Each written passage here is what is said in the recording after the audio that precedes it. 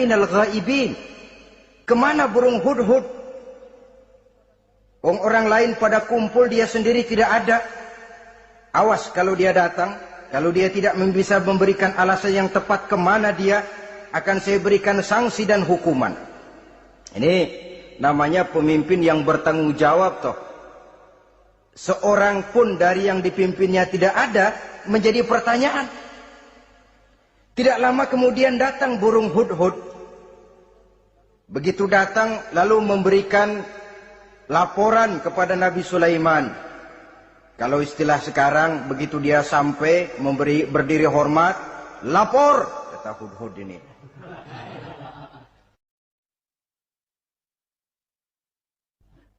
Bagaimana hudhud? Maaf Tuan Raja, saya terlambat.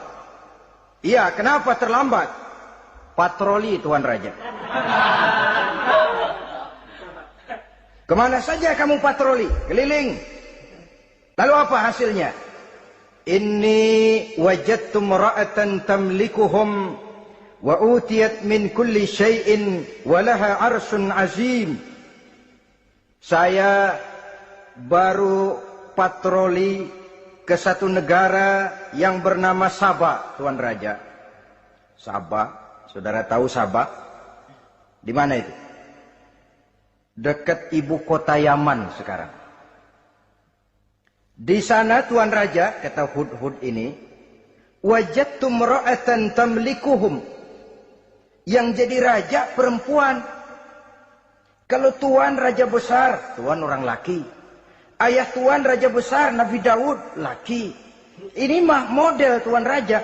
Orangnya rajanya raja besar tapi perempuan. Tumben saya ngelihat ada raja perempuan. Kerajaannya begitu besar. Begitu. Iya. Lalu dia jadi raja bagaimana? Dia mewarisi kerajaan ayahnya Sri Baginda Raja Sarahil. Ketika ayahnya wafat, dia naik. Walaha arsun azim. Singgasananya besar, bagus, antik Tuan Raja. Terus bagaimana lagi? Wajadtuha wa qaumaha yasjuduna lisyamsi min dunillah. Yang jadi pikiran saya Tuan Raja, dengan kekuasaan yang besar, mereka itu seluruhnya, seluruh bala tentaranya dan kaumnya, yasjuduna lisyamsi. Mereka menyembah matahari, bukan menyembah Allah. Mendengar ini Nabi Sulaiman tergerak hatinya. Waktu mendengar rajanya perempuan, kekuasaannya besar, belum tergerak. Tapi ketika sampai kepada yasjuduna lisyamsi, mereka sujud kepada matahari, di situ pribadi seorang rasulnya tergerak. Siapa nama ratu itu? Namanya Ratu Balkis Tuan Raja. Begini hudhud, laporan kamu saya terima. Alasan kamu datang terlambat bisa dipertanggungjawabkan. Kamu tidak kena hukuman. Cuma begini saja hudhud, karena kamu yang laporan, kamu yang tahu lokasi negaranya, kamu yang harus melaksanakan tugas ini. Apa Tuan Raja? Idhab bi kitabi hadza fa'alqih ilaihim. Kamu berangkat lagi ke negeri Sabah, bawa surat saya, berikan kepada mereka. Thumma tawalla anhum. Kemudian kamu berpaling dari mereka, tapi jangan pulang. Fanzur madza yarji'un. Lihat apa reaksi mereka setelah menerima surat ini. Baik Tuan Raja, baik. Nabi Sulaiman menulis sepucuk surat kepada Ratu Balkis. Dan surat itu dibawa oleh burung hudhud tadi. Terbanglah si burung hudhud ini ke negeri Sabah, masuk ke istana Ratu Balkis, dan surat itu jatuh di kamar Ratu Balkis. Diambil surat tadi, kemudian dibaca. Apa isi suratnya? Innahu min Sulaiman, wa innahu bismillahirrahmanirrahim. Alla ta'lu alayya wa'tuni muslimin. Surat ini dari Sulaiman. Bismillahirrahmanirrahim. Jangan kamu merasa lebih tinggi dari aku. datanglah kepadaku dan masuk ke dalam agama Islam. Suratnya singkat, padat, ultimatum. Jadi nggak pakai bahasa kembang, nggak pakai bahasa basi, langsung kepada isi. Surat ini dari Sulaiman. Bismillahirrahmanirrahim. Jangan kamu merasa lebih tinggi dari aku. Datanglah kepadaku dan masuklah ke dalam agama Islam. Ini yang disebut dakwah langsung tanpa pakai kembang. Saudara-saudara, menerima surat semacam ini, Ratu Balkis lalu ngumpulin para pembantu kerajaan, aparat pemerintah lah zaman sekarang. Termasuk menteri-menteri dipanggil sidang darurat di istana Ratu Balkis membahas datangnya surat dari Nabi Sulaiman alaihissalam. Tuan-tuan para menteri, bagaimana Sri Ratu? Saya dapat surat. Dari mana? Dari Sulaiman. Katanya apa? Jangan kamu merasa lebih hebat dan lebih tinggi dariku. Datanglah kemari dan masuklah ke dalam agama Islam. Menurut pendapat tuan-tuan menteri, bagaimana surat ini? Apa kita penuhin permintaannya? Kita datang rame-rame masuk Islam? Oh, kata menteri, jangan dulu tuanku. Gengsi dong. Kita ini kan kerajaan besar. Tentara kita gagah. Masa mau menyerah tanpa syarat? Ini kan kerajaan besar. Tentara kita gagah. Masa mau menyerah tanpa syarat? Soal nanti kita kalah atau menang itu soal lain, Tuan Perdana Menteri, Tuan Ratu. Tapi bahwa kita punya harga diri itu harus kita tunjukkan lebih dulu. Jadi menurut Tuan Menteri bagaimana? Kami sih nunggu komando Tuan Putri saja. Artinya kalau boleh perang saja. Cuma mau duluin takut dikira nyelongcong. Kami sih gimana komando Tuan Ratu saja. Tuan komandokan berangkat, kami segera berangkat.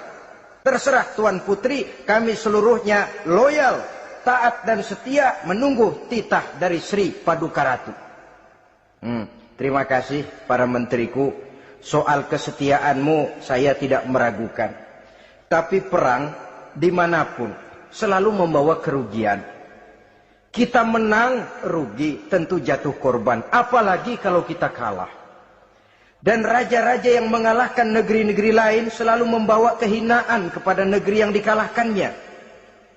Jadi bagaimana? Sekarang begini saja. Kita ambil jalan tengah. Lalu diplomasi dulu. Diplomasi macam apa Tuan Ratu? Kita kirim utusan kepada Nabi Sulaiman. Dari sana nanti kita lihat reaksinya. Saya memang selama ini sudah dengar siapa itu Nabi Sulaiman. Katanya orang yang masih muda, masih bujangan, bijaksana, kekuasaannya besar, tentaranya hebat. Cuma kan baru berita, kita cek. Jadi diplomasi macam apa Tuan Ratu? Kita kirim utusan kepada Raja Sulaiman. Kita bawakan hadiah-hadiahnya. Yang mahal-mahal, mewah-mewah, menarik. Pokoknya yang terbaik di negeri kita, berikan kepadanya. Lihat reaksinya. Kalau dia tergiur dengan hadiah itu, dia raja. Bukan nabi. Tapi kalau dia menolak hadiah itu, dia memang nabi. Dan apa reaksi kita nanti tergantung sikap Nabi Sulaiman. Aha, kalau begitu setujulah Ratu. Itu memang bijaksana. Diplomasi dulu. Iya, jangan datang-datang main perang aja loh. Perang sih gampang. Tapi ini kan ada meja perundingan. Sepanjang masih kita bisa menempuh jalan damai, damai saja dulu. Baik. Maka diaturlah satu barisan diplomasi untuk menuju Palestina, kerajaan Nabi Sulaiman alaihi salam. Rombongan terdiri dari 500 orang laki-laki dan 500 orang perempuan. Yang laki ganteng, yang perempuan cantik. Yang laki dikendarai dengan kuda-kuda pilihan, dan yang perempuan dikendarai dengan keledai-keledai pilihan. Kuda dan keledai pun dihiasi begitu rupa, pelanaknya yang terbagus dilapis dengan sutra, sedangkan bawaan-bawaannya tidak lain daripada intan, berlian, mutiara, jamrud, yakut, kesturi yang dilapis dengan sutra tenun yang asli. Pendeknya, hadiah yang serba wah. Dan rombongan ini dipimpin oleh seorang diplomat ulung dari negeri Sabah bernama Munzir bin Amru. Ini ahli diplomasi dari negeri Sabah. Dipesanlah oleh Ratu Balkis, kalau datang nanti kamu ke negeri Sulaiman, sikapmu harus begini, begini, dan segala macam. Ditatar dulu, sebab ini mau diplomasi tingkat tinggi. Baik, Sri Ratu. Nah, sudah mendengar perundingan ini, burung hudhud pulang ke negeri Nabi Sulaiman. Apel lagi, lapor Tuan Raja. Bagaimana hudhud? Sikapnya mereka akan mengutus utusan dengan membawa berbagai macam hadiah untuk datang ke negeri kita. Baik. Nabi Sulaiman kumpulkan tentaranya, terutama para jin. Hei tentaraku, khususnya kalian para jin,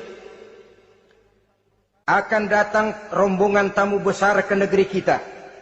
Maka mulai saat ini saya komandokan, kamu bangun satu istana yang megah, yang belum pernah ada, dalam waktu yang relatif singkat. Dan lantai daripada istana itu harus dilapisi dengan kaca-kaca tebal yang bening, bawahnya diisi dengan air, diisi dengan ikan-ikan hias yang indah-indah. Baik Tuan Raja. Maka tentara Nabi Sulaiman, sejak manusia sampai binatang sampai jin, semuanya kerja bakti membangun istana yang megah. Sehingga sebelum rombongan kerajaan Sabah ini sampai, istana sudah selesai. Mereka masuk ke dalam istana Nabi Sulaiman. Begitu melihat lantainya gemerlapan air, masing-masing pada ngangkat kain. Takut kainnya basah. Waduh, ini istana kebanjiran begini.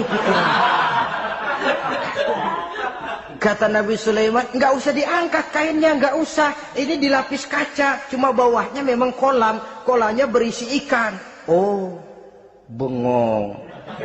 Bengong. Bengong aja pada melongo mulutnya. Saudara-saudara, jadi persis orang yang tinggal di puncak gunung datang ke tengah-tengah kota. Kan noraknya minta ampun. Apaan aja ditunjuk. Apaan aja dilihat, apaan aja ditunjuk. Ini ya, itu ya, wah. Wah, sudah semuanya serba wah. Jadi kalau istilah tingkat diplomasinya, mereka sudah kalah mental. Dan itu sudah kemenangan pertama dari Nabi Sulaiman. Sudah shock. Mereka merasa negeri Sabah kaya, luar biasa, hebat. Begitu datang ke negeri Sulaiman, mereka jadi orang norak kayaknya. Sudah kumpul, nah selamat datang tuan-tuan ke negeri kami. Ada pesan apa? Majulah Munzir bin Amru. Tuan Sulaiman, bagaimana? Kami diutus oleh Sri Baginda Ratu Balkis untuk menyampaikan hadiah-hadiah yang kami bawa ini. Intan, berlian, yakut, jamrud, kesturi, dan barang-barang mahal lainnya. Mudah-mudahan Tuhan bisa menerima dengan senang hati. Nabi Sulaiman tersenyum. Lalu beliau berkata, Atumiddunani bimalin, fama atani Allahu khairun mimma atakum. Kamu mau memberikan saya seluruh hadiah-hadiah permata intan ini? Padahal apa yang telah diberikan Allah kepada saya jauh lebih baik dari apa yang telah diberikannya kepadamu. Kamu merasa bahwa saya kekurangan semua ini? Ketahuilah tuan-tuan, saya punya lebih banyak dari apa yang tuan-tuan berikan sekarang ini. Irja' ilaihim bawa pulang kembali seluruh hadiah ini. Sampaikan salam saya kepada ratumu, Ratu Balkis. Falanatiyannahum bijunudin la qibala lahum biha. Kalau mereka tetap tidak mau datang menyatakan keislaman, kami yang akan datang ke sana dengan seluruh bala tentara kami yang mereka pasti tidak akan sanggup menghadapinya. Saudara bisa baca dalam surah An-Naml ayat 36.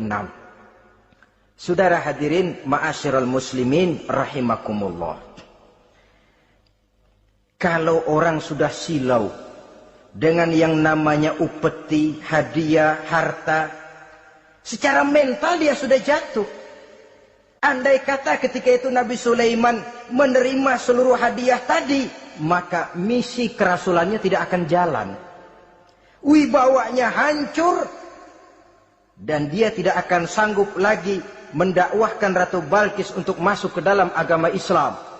Dia akan jadi cemoohan di negeri Sabah. Sulaiman ngomong aja dikasih hadiah telap. Nah, ternyata ada yang lebih mahal dari harta, ada yang lebih mahal dari intan dan mutiara, ada yang lebih mahal dari pangkat dan kedudukan. Apa dia? Harga diri. Dan itu yang langka sekarang ini. Lebih baik jalan kaki tapi kita bebas mendongakkan kepala kemanapun kita mau, daripada naik mobil empuk tapi mata nunduk saja nggak berani lihat ke atas. Kehilangan harga diri. Ulama yang kehilangan harga diri akan menyelewengkan ayat. Pejabat yang kehilangan harga diri akan melakukan segala macam penyelewengan dan lain sebagainya. Harga diri sesuatu yang mahal, terutama di kota-kota besar, kota-kota yang menyandang gelar metropolitan. Biasanya harga diri ini sudah tidak dihiraukan orang lagi. Cuma untuk uang yang relatif kecil, cuma untuk kedudukan yang temporer, orang tidak segan-segan mengorbankan sesuatu yang paling mahal yang bernama harga diri. Akhirnya suap merajalela, sogok menjadi-jadi, semir pun menjamur. Bahkan malah kadang-kadang jadi target. Sehingga ada pernah berita jabatan wakil gubernur katanya dikomersilkan. Siapa yang bisa memberikan sekian puluh juta dia akan naik. Ini kalau sudah begini, ya salam. Orang itu kalau memperoleh satu jabatan karena mengeluarkan banyak uang, percayalah saudara, begitu dia naik ke jabatan itu, langkah pertama yang dia lakukan, bagaimana supaya uangnya bisa kembali. Bukan bagaimana bekerja sebaik-baiknya, bukan bagaimana mensejahterakan rakyat sebaik-baiknya. Karena dia merasa naik jabatan banyak mengeluarkan uang, setelah dia naik, gimana supaya pulang modal dulu. Lebihnya kalau ada, baru bekerja buat rakyat. Itu pun kalau nggak keburu pensiun. Kadang-kadang malah lebih celaka lagi, kalau sudah mau pensiun, baru bikin pemutihan. Wah, saya baru rajin iktikaf di masjid, pergi haji. Kenapa? Udah pensiun.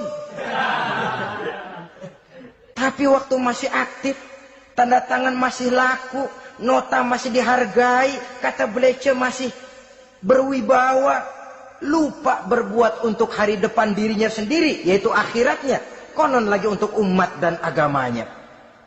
Jadi untuk mengabdi, berbuat baik kepada umat, berkhidmat kepada agama, iktikaf di masjid, tuan-tuan, tak usahlah nunggu sampai pensiun. Manfaatkan posisi yang tuan-tuan punya sekarang ini untuk beribadah dengan sebaik-baiknya. Itu pun masih bersyukur, masih bisa mengadakan pemutihan daripada tidak sama sekali. Cuma alangkah akan lebih efektifnya lagi kalau itu diawali pada saat kita masih mempunyai posisi kunci. Ini reaksi Sulaiman, saudara-saudara. Diberikan hadiah yang mahal, atau midunani bimalin. Kamu mau nyogok saya dengan hadiah ini? Yang diberikan Allah lebih hebat dari yang kau bawa sekarang ini. Apa yang saya cari? Oleh Allah saya telah diberikan sesuatu yang lebih besar dari yang kau bawa. Sudah, bawa pulang saja. Sampaikan salam kepada ratumu. Kalau dia tetap ngotot tidak mau kemari, saya yang akan datang ke sana dengan seluruh bala tentara yang saya yakin sampean akan kewalahan ngadepinnya. Pulang, sampaikan salam saya, bawa seluruh hartamu. Diplomasi tahap pertama menang total. Utusan Raja Sabah sudah kalah mental, kalah juga fisik. Pulanglah mereka dengan membawa kembali seluruh hadiah yang mereka ingin sampaikan tadi. Bisa dibayangkan mentalnya itu. Ya. Sama juga kita sudah punya niat ingin menyogok seseorang, tahu-tahu yang mau disogok nggak nerima, pulang kayaknya muka kan belipet. Sulit ketemu orang. Jadi perasaan kita orang pada ngetawain aja. Padahal orang mah nggak tahu persoalannya. Tapi sikap mental sendiri itu. Jadi memang saudara-saudara ini berkaitan. Walaupun yang mau nyogok banyak, kalau yang disogok nggak mau, nggak jadi. Walaupun ada yang minta disogok, kalau yang mau nyogok nggak ada, juga nggak nyetel. Lah ini nyetel, yang mau nyogok banyak, yang disogok pun ada. Jadilah perbuatan itu. Ma'asyiral muslimin rahimakumullah. Sampai mereka di kerajaan Sabah, mereka ceritakan itu, Ratu Balkis bengong. Ternyata yang saya dengar selama ini memang benar rupanya. Sulaiman bukan cuma raja, tapi juga rasul. Bukan cuma pemimpin negara, tapi juga pemimpin agama. Lalu bagaimana, Sri Ratu? Biarlah saya pikir-pikir dulu. Pikir. Bagaimana ya? Sudahlah, begini saja. Kita sekarang berangkat ke negeri Nabi Sulaiman. Saya yang akan langsung memimpin rombongan. Ada dua tujuan Ratu Balkis sebenarnya. Tujuan pertama ingin melihat dengan mata kepala sendiri kebesaran Sulaiman yang selama ini dia cuma dengar beritanya saja. Yang kedua, ada udang di balik batu. Kalau setelah Nabi Sulaiman nanti melihat kecantikan Ratu Balkis ini, dia bisa fly. Nah, istilah anak sekarang, dia bisa fly. Nah, siapa tahu kan? Karena kecantikannya Nabi Sulaiman lalu jatuh hati dan Dewi Amor pun bicara. Nanti bila mata bertemu mata, bibir ikut senyum, hati berdetak. Maka terjadilah magnet-magnet saling bersentuhan, percintaan tingkat tinggi. Kan lumayan dapat suami, dapat pacar seorang raja besar. Jadi dengan harapan ini berangkatlah Ratu Balkis ke negeri Nabi Sulaiman. Hud lapor lagi. Lapor. Bagaimana Hud? Ini Ratu Balkis yang mimpin sekarang. Baik, kita siap-siap. Begini saja, kata Nabi Sulaiman. Siapa yang bisa bawa singgasana Ratu Balkis ke sini? Jin Ifrit tampil. Saya. Berapa lama kamu perlukan untuk membawa singgasana Ratu Balkis kemari? Sebelum Tuan bangun dari tempat duduk, itu singgasana sudah bisa sampai kemari, Tuan Raja. Bagus. Ada yang bisa lebih cepat? Saya, kata seorang ulama. Berapa lama? Sebelum Tuan kedip. Asal Tuan kedip, Tuan melek lagi, singgasana sudah sampai di sini. Baik, kerjakan. Dalam waktu sekejap itu singgasana Ratu Balkis sudah sampai di istana Nabi Sulaiman. Pasang di sini, biar dia dudukin nanti. Robah sedikit biar dia nggak kenali. Dirombak sedemikian rupa. Masuk Ratu Balkis ke istana Nabi Sulaiman. Terjadilah kemudian di perundingan semacam tingkat tinggi antara raja dengan raja. Bagaimana Tuan Ratu Balkis? Iya, Tuan Sulaiman. Iya, bagaimana? Saya kagum dengan kebesaran Tuan. Bukan kebesaran saya. Seluruhnya ini adalah karunia Allah kepada saya. Saya dengar Tuan-Tuan menyembah matahari. Padahal matahari tidak pernah memberikan apa yang Tuan kehendaki. Matahari tidak pernah menciptakan Tuan. Adalah lebih baik Tuan menyembah yang menciptakan matahari daripada menyembah matahari itu sendiri. Nabi Sulaiman Bagaimana kalau kita mengadakan ya sambil berunding, sambil lobbying istilah sekarang. Baik, lobbying pun jadi. Berjalanlah meninjau seluruh pelosok istana Nabi Sulaiman alaihi salam.